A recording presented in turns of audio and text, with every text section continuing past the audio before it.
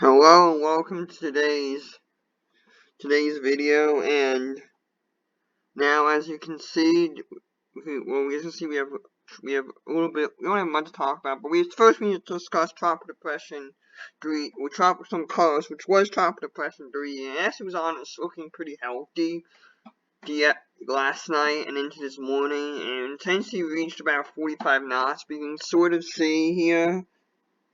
The deep convection is starting to fade a little bit. It's kind of lost that ITCZ life support that it had yesterday, and as you can see, deep convection is fading and the storm is starting to succumb to some of the drier air.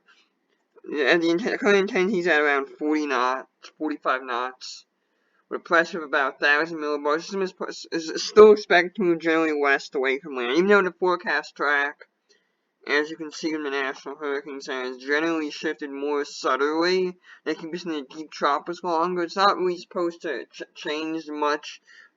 The environment that the storm's new southerly track is not very different from the environment that the storm was expected to traverse yesterday when they kind of started a more westward track followed by an eventual turn to the north.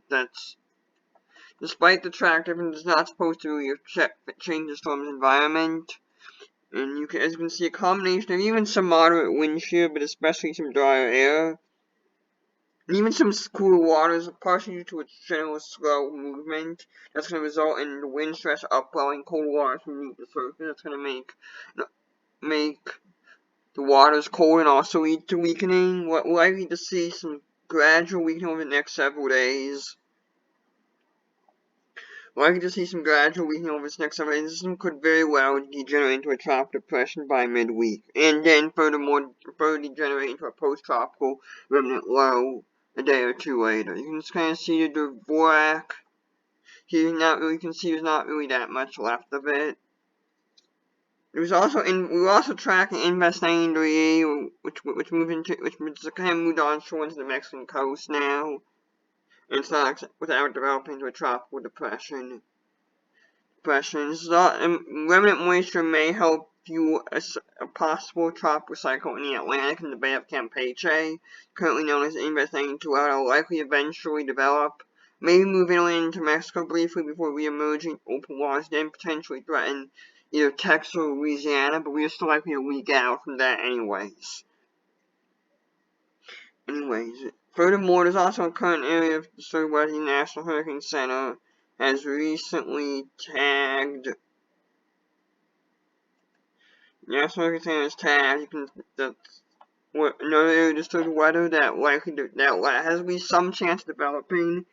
I'll show you the GFS and probably the European runs in a second, but there's currently about a 30% chance of another tropical disturbance forming and becoming a tropical cyclone within the next 5 days. I think that's pretty realistic, given that models have shown the system for now over a week. So I do think it's a realistic outcome. And even if their support has been fully consistent, it's at least been there. So it's not really spontaneous. You can see the GFS brings the system into near Colima on most runs. So some of it bring it into, as I've seen some runs as far north as Sinaloa, Baja California Sur, and as far south as Guajaro. So, but regardless, it's way too soon to get worried about the precise track. The primary message that there is a tropical cyclone threat on the Mexican coast.